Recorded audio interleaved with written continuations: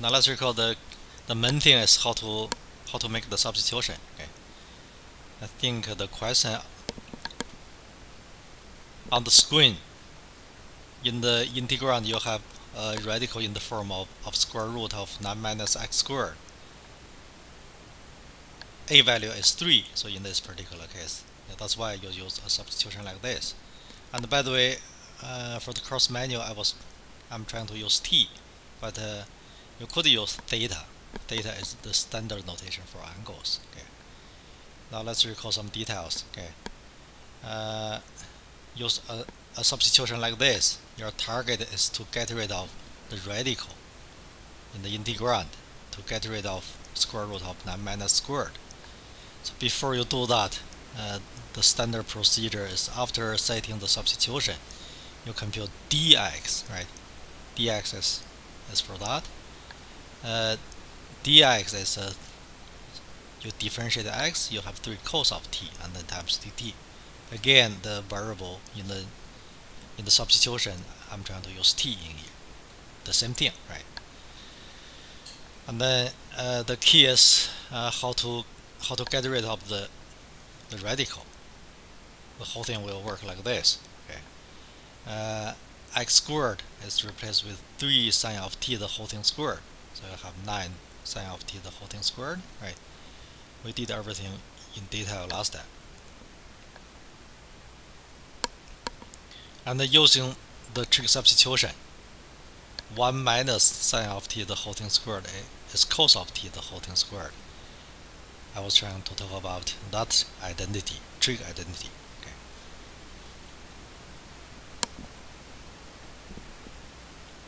And then you take 3 out of the radical notation. The restriction on t is when t is in between negative half pi and half pi. I told you for the assignment or the midterm or the final or whatever thing, you do not have to write this. If you want to remember this, so this is actually the range for inverse sine of x. So this is the range for inverse sine. Okay. You're going to see how the thing will work.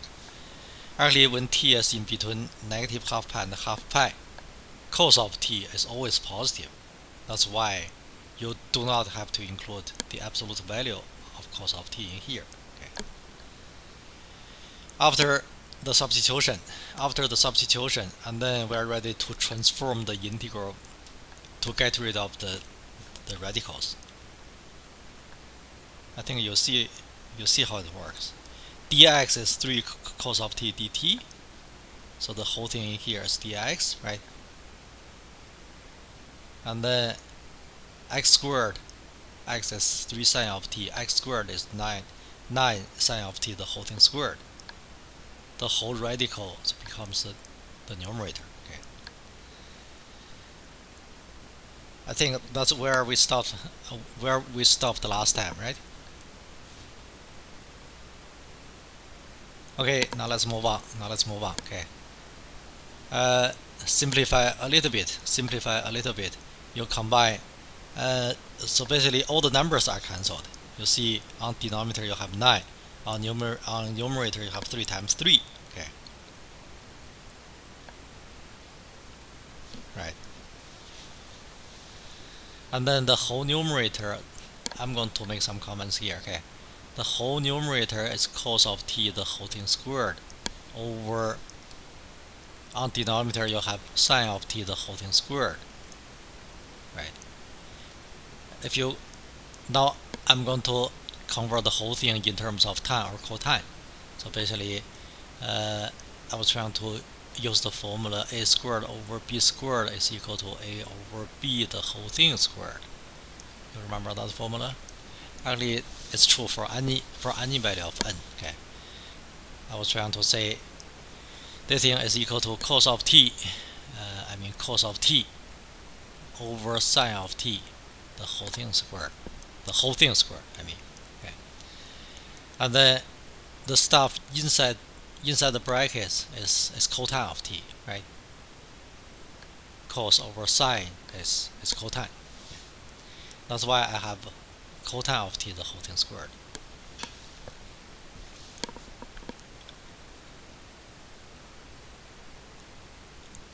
we do not have a handy formula for cosine of t, the whole thing squared, but we do have a formula for cosecant of t, right?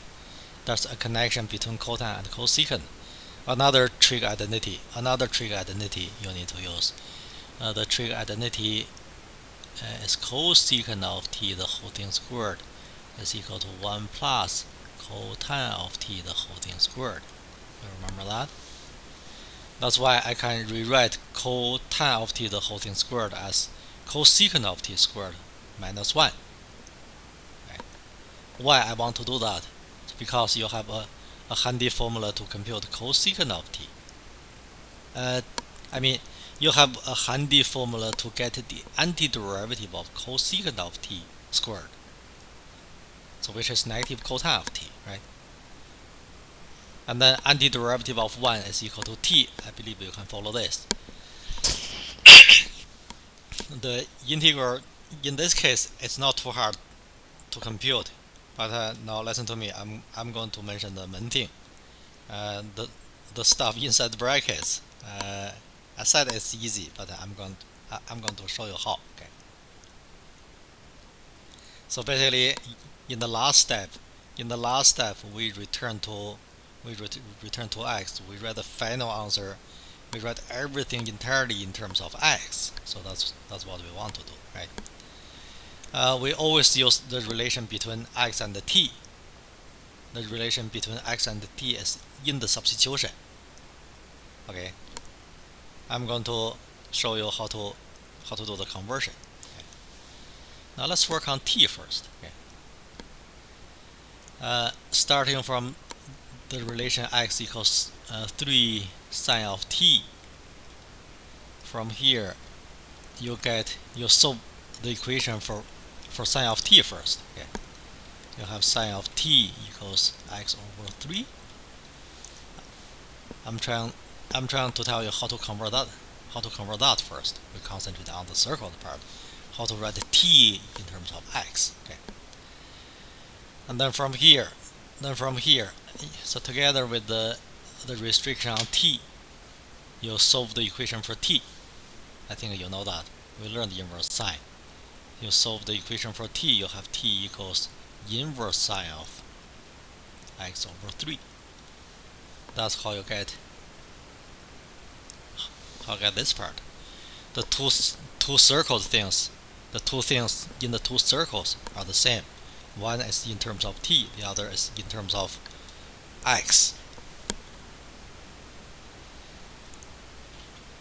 Now I'm going to show you how to represent the cosine of t, right, in terms of x.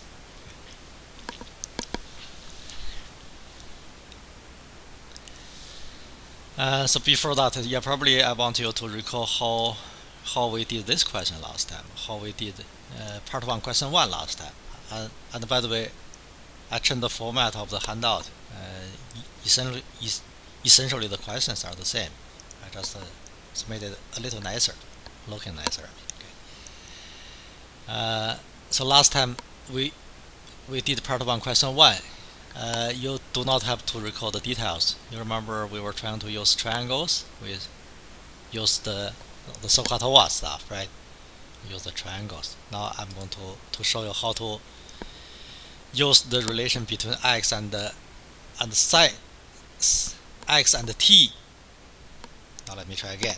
I'm trying to use a relation between x and t to represent cosine of t. So that's what we want. Okay. The same stuff. We use a triangle. Sine of t is x over 3, and then you need to recall the Sokatoa stuff. Sine of t is opposite over hypotenuse, right? Again, I'm trying to represent. Can I box that? Represent the stuff in the box, cosine of t, in terms of x. Sokatoa, okay? Sine of t is opposite over hypotenuse. You want sine of t to be x over 3. In a right triangle, okay? I will call that angle t. you want sine of t. You want sine of t to be x over 3. So the opposite, you want to make the opposite x. You want to make the hypotenuse 3. So that makes sense? You want sine of t to be x over 3. You want the opposite relative to angle of t to be x. The hypotenuse is 3. So sine of t is going to be x over 3 in that right triangle. And then if the triangle is set up like this, so anybody want to tell me the adjacent? Adjacent, please. Hypotenuse is 3, opposite is x. Then adjacent, please. In that right triangle, you have a squared plus b squared is c squared, the Pythagorean thing, right? Adjacent, please. Adjacent is equal to square root 9 minus x squared. So that makes sense? You use the Pythagorean. But the answer to my question, okay. You know that. I guess you know that, right? Anybody want any more details? You just use Pythagoreans. I think you know that. Okay. After getting the adjacent, we're ready to represent the cotangent of t. Okay. So what's cotangent of t? Cotangent of t is tan of t is opposite over adjacent. Cotangent of t is adjacent over opposite, right? Cotangent of t is adjacent over opposite. So which is, in this case, square root of 9 minus x squared over opposite. Opposite is x. So do you see? Do you see it here? I'm trying to say the stuff in the two boxes are equal. In the top one, it's in terms of t. In the bottom one, it's in terms of x. Okay. In many cases, for after the trig substitution, you need to use the SOHCAHTOA stuff, a technique like this to return to the given variable, okay, x. That's actually another main thing I want to talk about. Actually, we did the SOHCAHTOA stuff last time, right? How to use a relation between x and t to return to the given variable x. After this, after returning to the given variable x, then we're done. Okay, that's another key thing. Any questions about this? Easy, right? If you don't have any questions, we'll how about we just move on to a question Eugene asked me to do. So which number is it?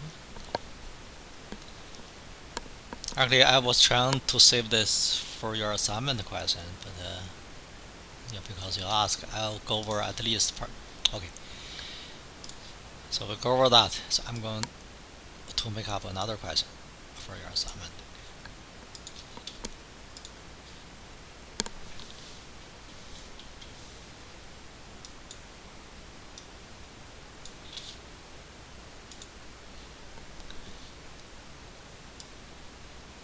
So that's the right question, Eugene? Yeah, that's the one. Sure, thank you. Cool. Okay. It's kind of a repeating substitution. You have the same format, square root of 4 minus x squared. Okay. So this time I'm going to use theta to denote the new variable. Okay. Now the solution to that. We set x. You see a value is 2 again, right? Actually the same radical. I set x to be 2 sine of theta. The same as before. And then we follow the routine, okay? And then we compute dx. dx is 2 cos of theta d theta. So watch me if I do anything wrong, okay? Later on, it's going to be used in here. And then we convert square root of 4 minus x squared. So square root of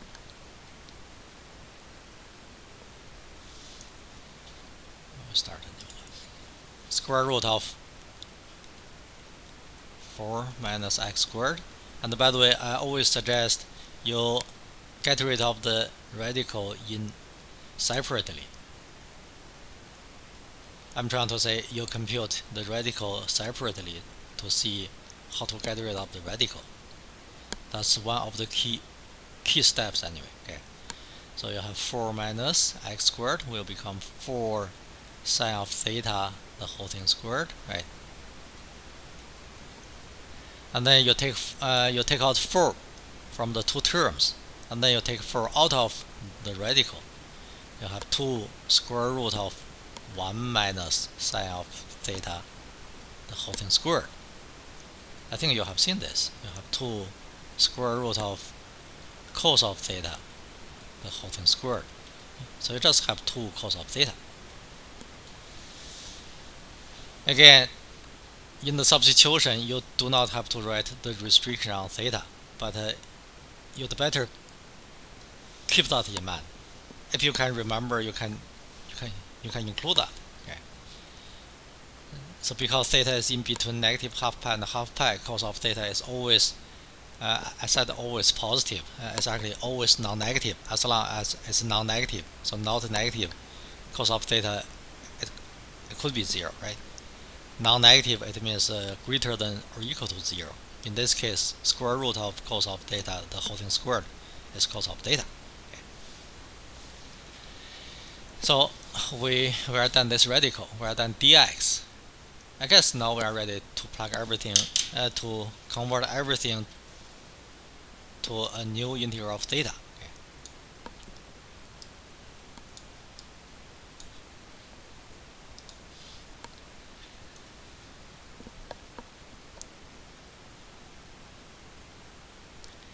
Now in theta world, we are going to have the numerator as dx. dx is 2 cos of theta d theta.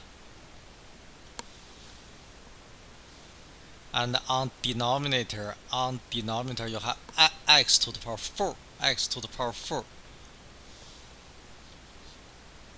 Now look at here, the mouse cursor. You take this thing to the power 4, right?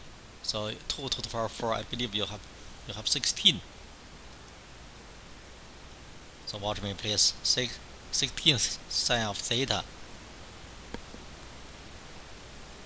to the power of 4.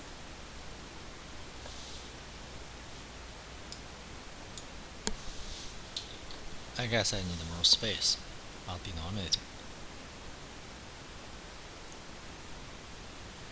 And then on denominator you have two cos of theta, right? The radical, it becomes 2 cos of theta. So just that, I guess.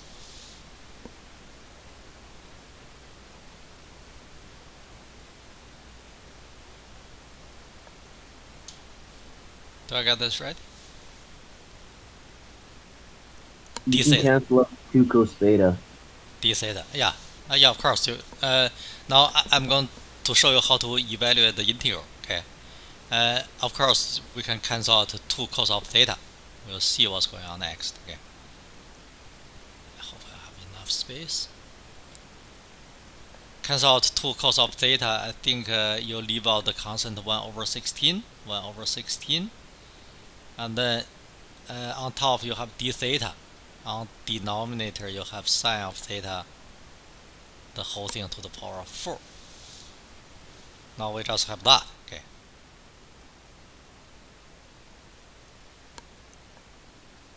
Right.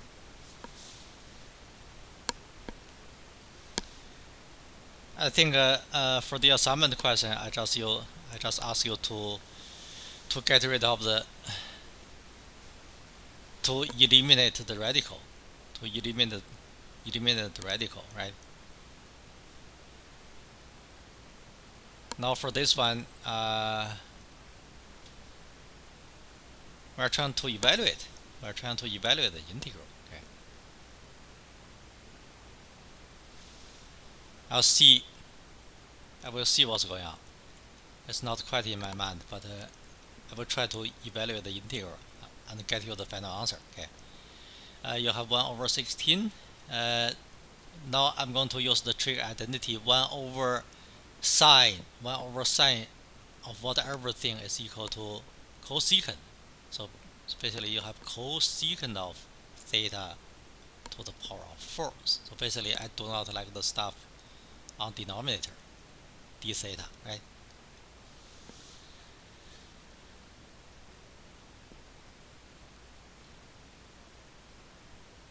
I think I know how to evaluate now. Okay, it's 1 over 16, right? There's nothing you can do about the number. I told you in many cases the converted integral may not be very simple to evaluate, but this one is kind of in the form we mentioned before, trig integrals. You remember the section we did after the by parts formula, integration by parts? This is in one of the forms. In one of the forms we summarized before. So basically, you treat the whole thing as the product of two functions. One function is going to be a function. I'm trying to recall it myself. A function of cotangent of x theta. So do not copy. Okay, I'm going to remove this. So the other function is going to be cosecant of theta, the whole thing squared d theta. Okay, that's my target. You check your notes. We summarized this form before. Okay. Yeah. So that's why I want to rewrite cosecant of. I meant cosecant. Cosecant of theta to the power 4 as I leave out a factor of cosecant of theta, the whole thing squared. So there remains cosecant of theta squared again. Okay, it's going to be 1 over 16. 1 over 16. This function can be, the underlined function can be written using a trig identity as I think 1 plus cotangent of theta, the whole thing squared. You remember the trig identity? Probably I just mentioned. And then cosecant of theta, the whole thing squared, d theta. That's one in one of the form we summarized before. At this point, anybody want to tell me a trig substitution we need to use? So please.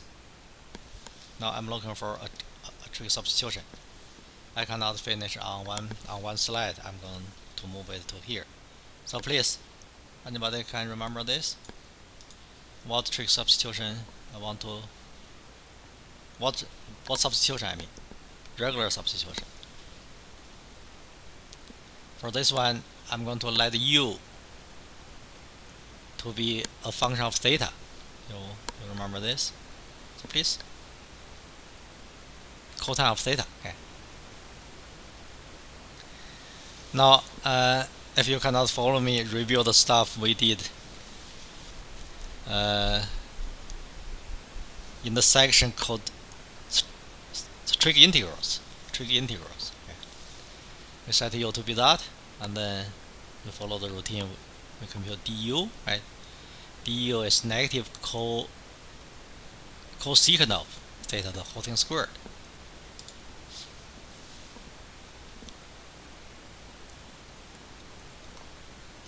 D theta. So do not forget d theta. Okay. And then everything is going to be written in terms of u.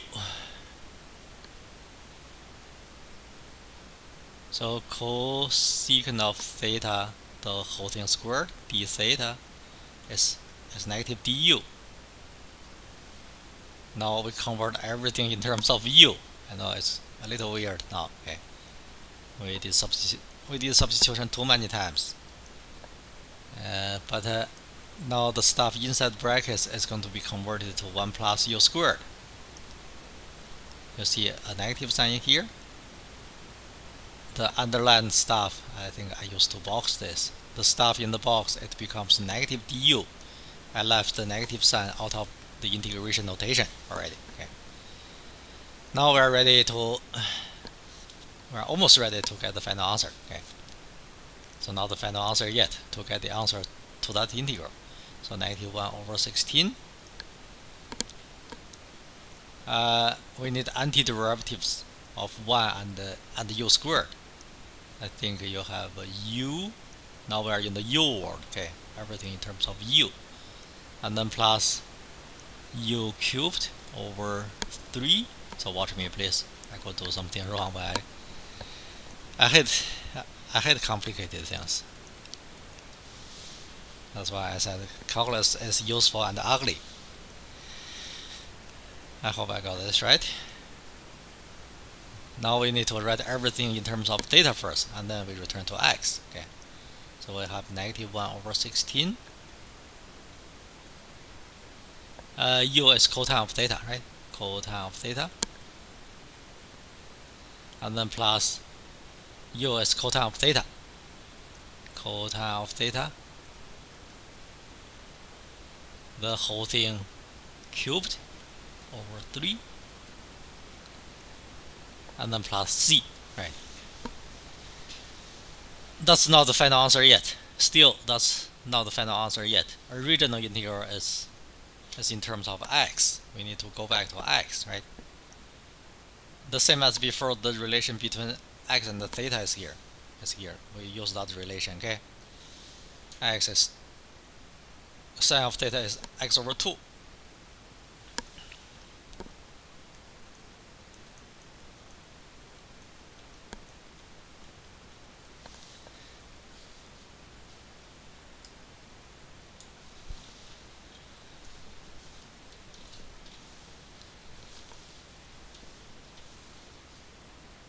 I will do it here. I think we just represented the cotangent of theta, right? Sine of theta is x over 2. You do the same thing. You use a triangle like this. Now let's say theta is here, right? Sine of theta is opposite over hypotenuse. You make the opposite x. You make the hypotenuse 2. Okay. Adjacent now is square root of 4 minus x squared, right?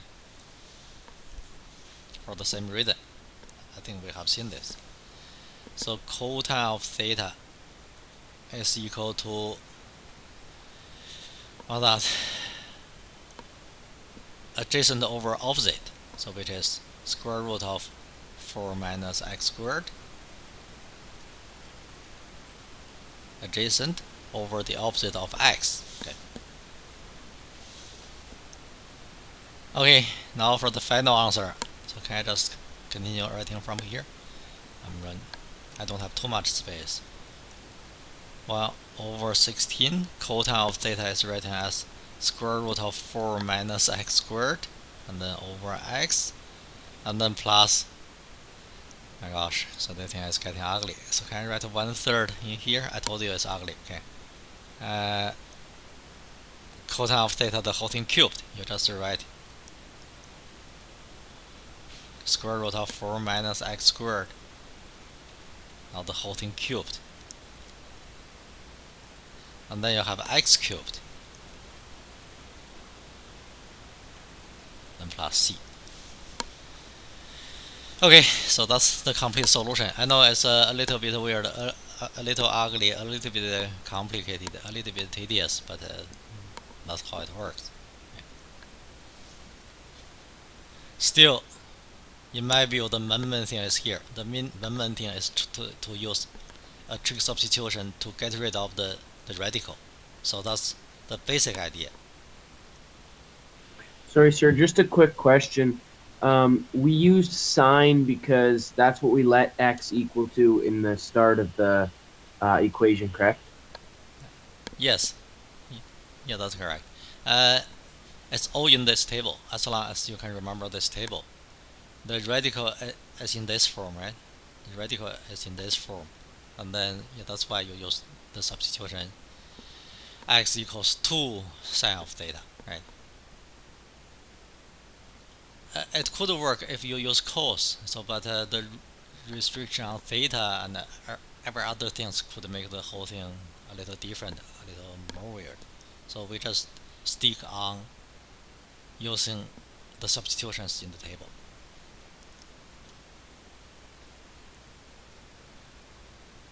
Actually, I did complete solution to two questions already. Okay.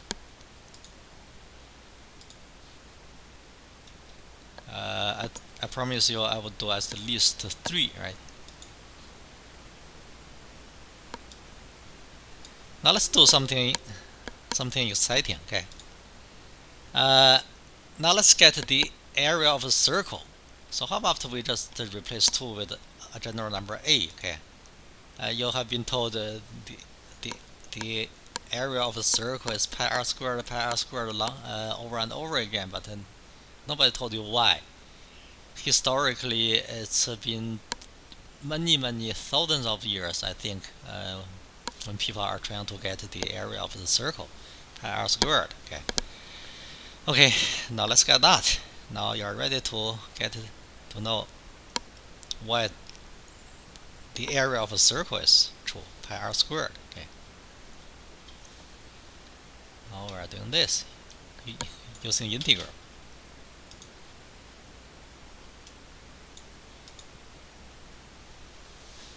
Ready?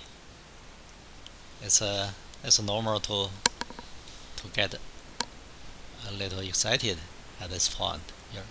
You're going to know why the area of a circle is true. Okay. Okay. We only concentrate on the part of the circle in the first quadrant. Okay. You remember the equation of the circle? The equation of the circle, upper half of the circle is the whole thing. The equation of the circle is y equals, so now let's say I'm going to replace this 2 with any number a. It's going to be the same thing. Okay. The upper half of the circle has the equation y equals square root of a squared minus x squared, where a is the radius. A is the radius. You remember that? I told you before.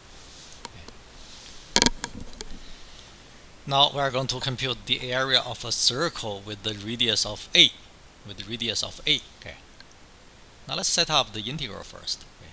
Now the solution. I think we have seen many questions about the area between curves. For this one, you can just treat the area of the shaded region as the area under the curve.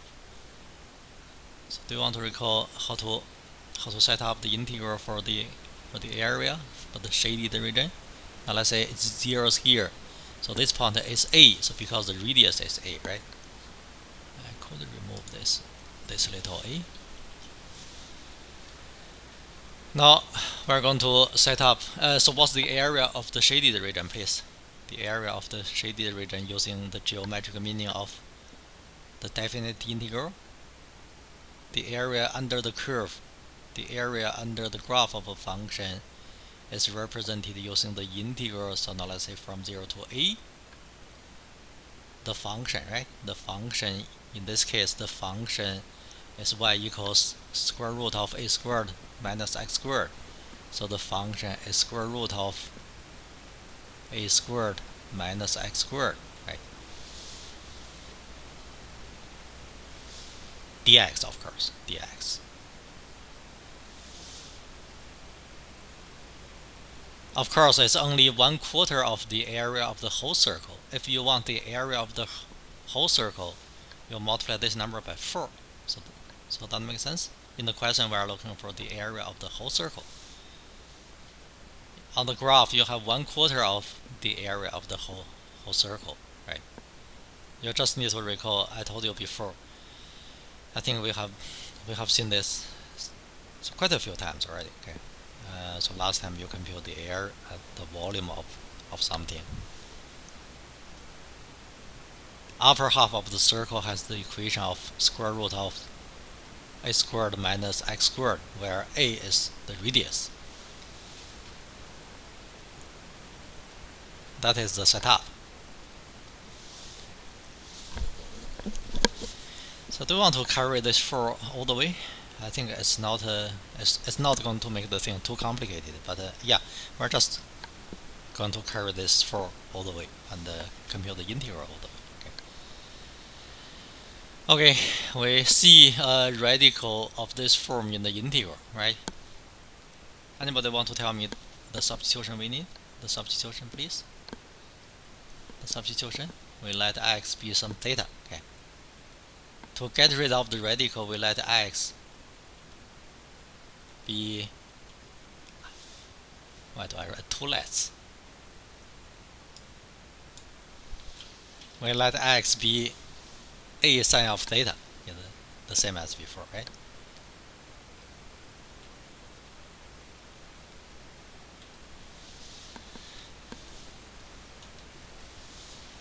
And then we follow the routine. If you care only about the exams, the midterm or whatever thing, the integral for the trig substitutions are not going to be too hard. Either ask you to get rid of the radicals or ask you to evaluate some simple integrals. Okay, but this is super interesting.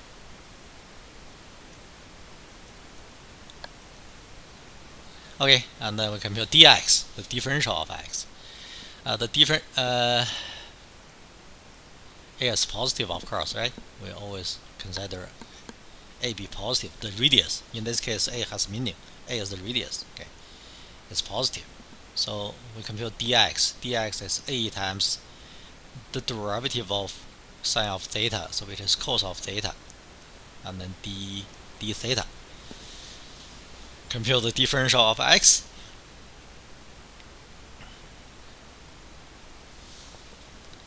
And then I always suggest people to compute the radical inside in the integrand separately, okay, so that you see how to get rid of the radical. So you have a squared minus x squared.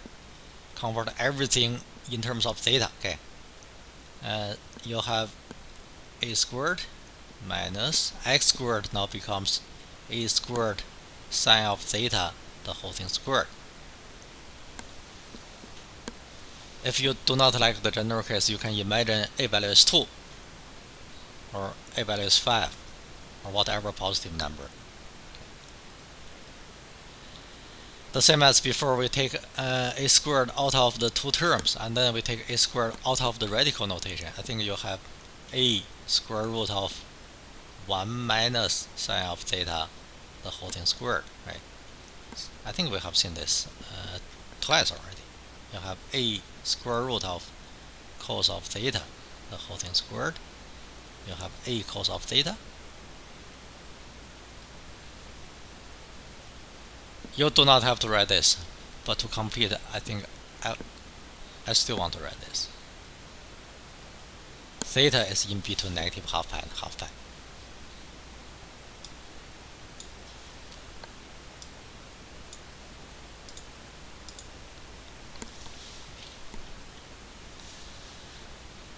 It's not gone.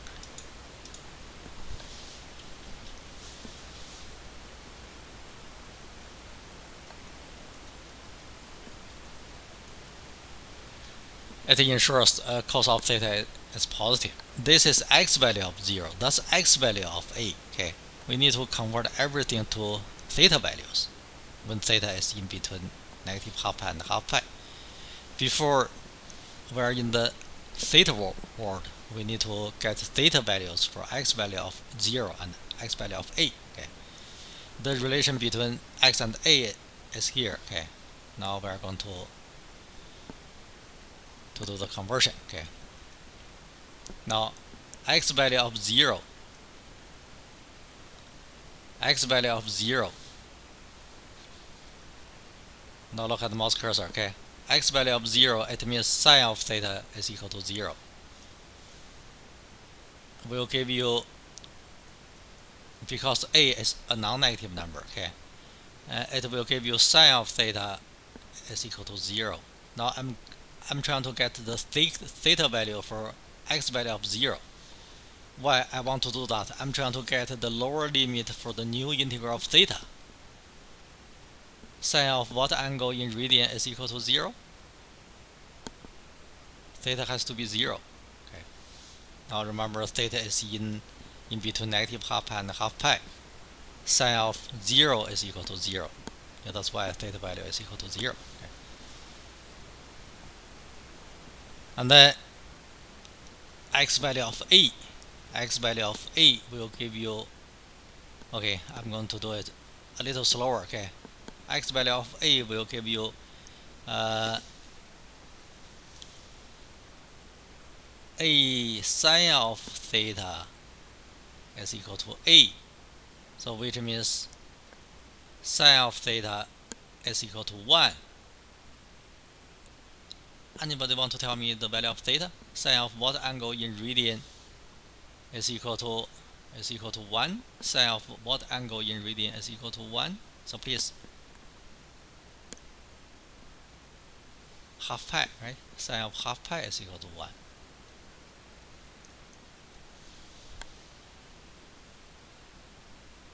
You know that, right? Okay. Now we are ready to evaluate the new integral of. Now we are ready to get the area of the circle. Okay, a is equal to 4 times. Now the new integral is going to be a new integral of theta. So theta value is in between 0 and half pi, corresponding to a value of 0 and corresponding to x value of a and x value of half pi. Okay.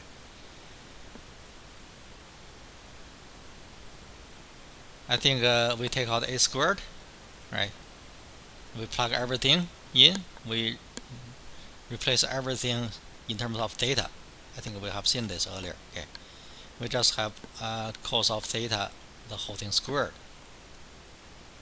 d theta, like we did before. Okay. Again, if you forgot what we did, dx will become a cos of theta, d theta, and the whole thing under the radical is a cos of theta. You take out, you move two factors of a out of the integration notation. You have a squared. Okay. There remains only cos of theta, the whole thing squared. This time it's a definite integral. You do not need to return to x, right? You do not need to return to x. You just evaluate the integral.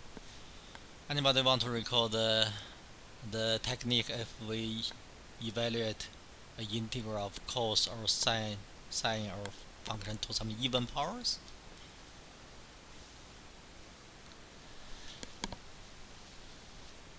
We need all kinds of the integrals all over places. Now, so do not forget the techniques we learned before. Okay, we learned a trig identity saying cos of theta the whole thing squared. So do you want to recall how to write this in terms of 2 theta? Half of 1 plus cos of 2 theta. We have seen this type of the integrals many times. You just need to remember the techniques. Okay. So this is where we need that. So we have 4a squared, and then from 0 to half pi, right? And then we apply the identity. We leave out 1/2. Okay, we leave out 1/2, and then we have something like 1 plus cos of 2 theta using the trig identity on top in here. Okay, d theta.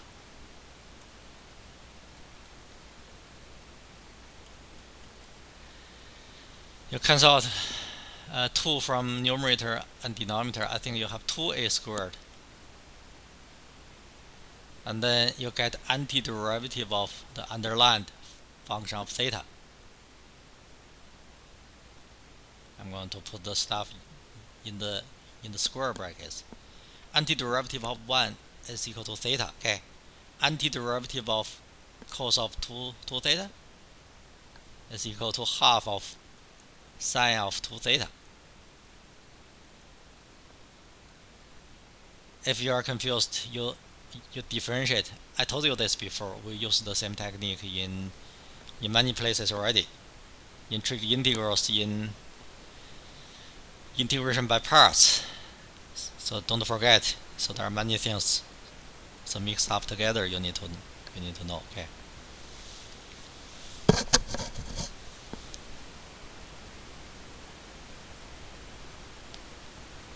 Okay.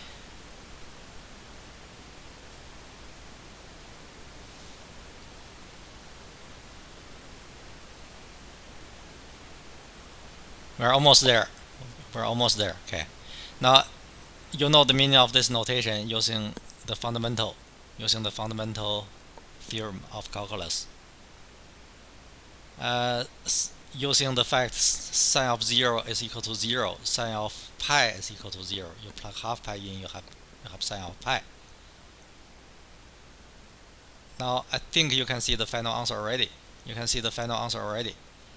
Sine of, you plug half of pi into the second function is 0. You plug 0 into the second function is 0. All you need is to plug half pi into theta. Plug 0 into theta, right? So the final answer is, so do you see the final answer is pi a squared?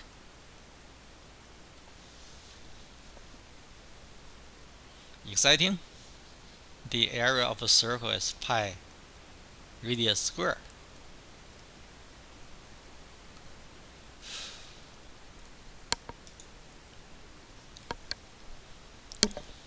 Okay, now we move on to part 2. So part 2 is simple stuff actually. Rationalizing. So basically we are going to handle an integral in which there's a square root or whatever root of a linear function. I will write something down.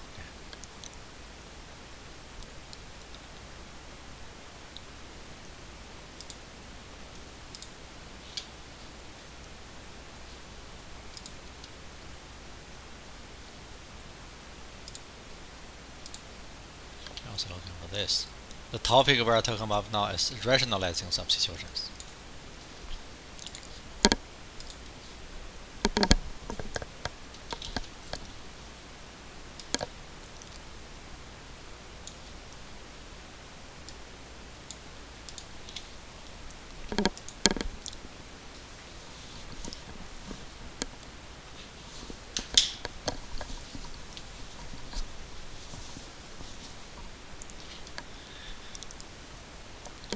I will write something down. Okay. Again, we are talking about how to get rid of the radical if the radical is in the form of whatever root a linear function. Okay. If so, maybe the integrand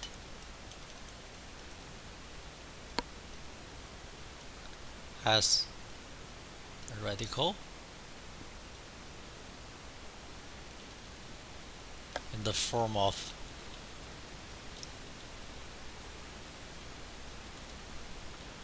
now let's say whatever radical. So maybe nth root of a linear function. So now let's say ax equals and then plus b. A linear function, the general form is ax plus b, right? So 2x plus 5, 3x plus 4, or whatever x plus whatever thing. And then the substitution we need, I will tell you the substitution. The substitution we need to get rid of the radical is the following. And then we let t, we set t to be the radical, nth root of ax plus b. Using the substitution, we can convert the integral to a new integral of t in which there are no radicals. I will show you how this works using some questions.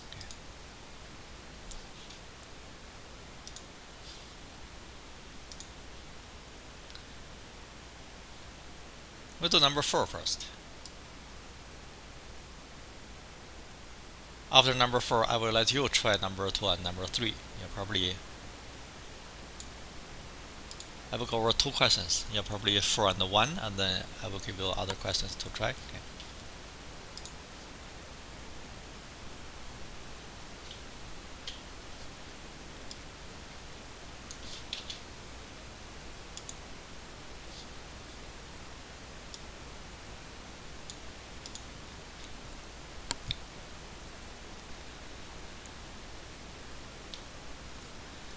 You see in the integrand you have a radical in the form of square root of 2x minus 3. Thus the radical, under the radical you have a linear function, right?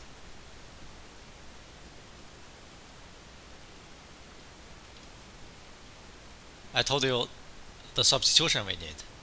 The substitution is we let t be the whole radical.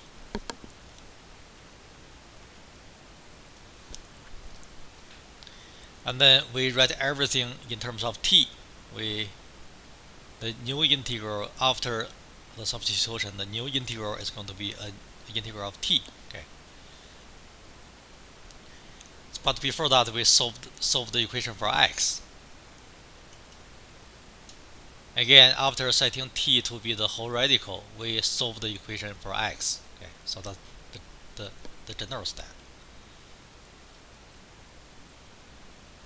We solve the equation for x. So you know how to solve the equation for x. We take square of 2 sides of the equation, and then we have t squared equals square of the right hand side. You get 2x minus 3. Now you know how to solve the equation for x, right? And so basically you want to write x as a function of t, to write x in terms of t. So we have 2x equals t squared plus 3, right? And then x is going to be, you divide 2 sides of the equation by 2. I think you have half of t squared, and then plus 3 over 2, right? I'm trying to use a particular question to show you what to do in general. Set t to be the whole radical, and then solve the equation for x. Write x in terms of t. Okay. After getting this, we are ready to write the whole thing entirely in terms of t, a new variable of t. The same as before, do not include 2 variables in one integral. Okay. The new integral is completely in terms of t, a new integral of t. Before that, we need to compute dx first, in any case, right? We compute dx first. To compute dx, you differentiate the function and then times dt. Dx, again, it means the differential of x. I think half of t squared, you differentiate that, you have nothing but t, right? The derivative of t squared is 2t. 2 and 2 is cancelled. You just have t. The derivative of 3 over 2 is 0. You just write dt in here. So dx is t times dt. You have a simple form. I think at this point you are ready to write everything in terms of t already.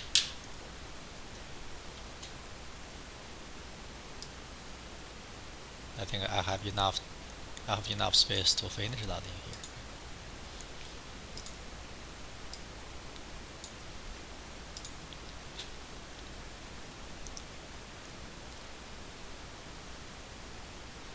Now we write everything entirely in terms of t.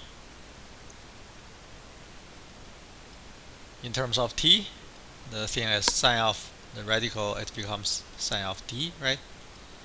And then dx is just t times dt. So can I write t before sine of t?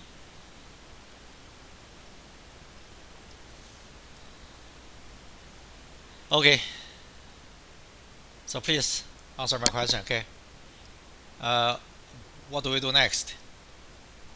This is actually a typical form for using a formula, a technique we learned before.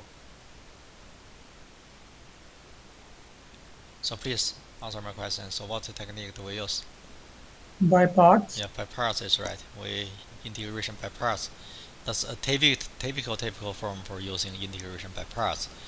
Now let's recall to use the by parts formula, we need to choose v, u, and dv. When to use the by parts, the derivative of one function is simpler. The antiderivative of the other function is not more complicated. So this is the case, right? To use by parts formula, so do not forget. Again, so do not forget the techniques we have learned before. We need to use those over and over in different places. Okay. We choose u dv, right? We set u to be t, set u to be the function, the derivative of which is simpler, and then choose dv to be all the rest. In this case, dv is sine of t dt, right? Also, do not forget what is antiderivative and what is derivative. I think people get confused all the time. So du is nothing but dt, right? And then to get v, we need antiderivative of sine of t. The derivative of sine of t is cos of t. Antiderivative of sine of t, you are looking for which function has the derivative of sine of t. You have negative cos of t. Right. Now we are ready to use the by parts formula to evaluate the integral. Okay. Using the by parts formula,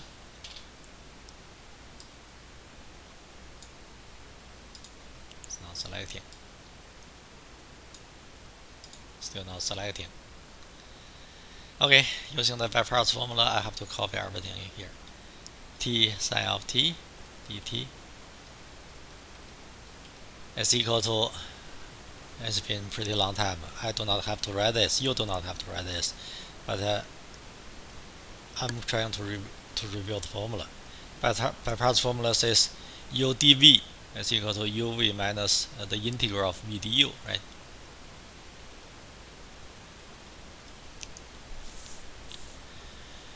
uv is a negative t cos of t minus v du. v du minus is positive. Cos of t dt, right? Negative t cos of t, and then plus antiderivative of cos of t is sine of t. Antiderivative, you think which function has the derivative of cos of t. After getting rid of the integration notation, you plus c. Okay. It's good enough. Still, it's not the final answer yet. Original integral is in terms of x. In the final answer should be a function of x plus c. Final answer, t is square root of 2x minus 3 is here. The relation between the new variable and the old variable is always in the substitution you made. Okay. Wherever you see t, you write t in terms of, you write t as square root of 2x minus 3.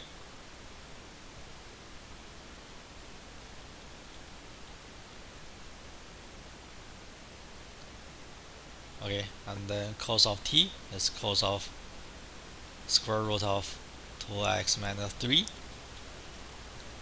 and then plus sine of t, you have sine of square root of 2x minus 3, and then plus c.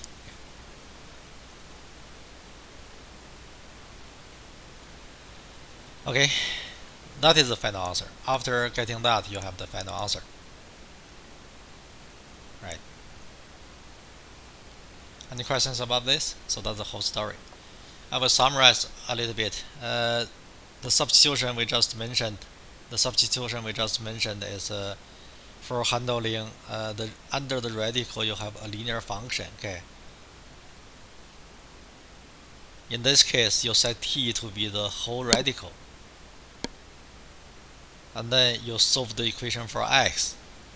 After that, you compute dx, and then you rewrite the integral entirely in terms of a new variable of t. Okay.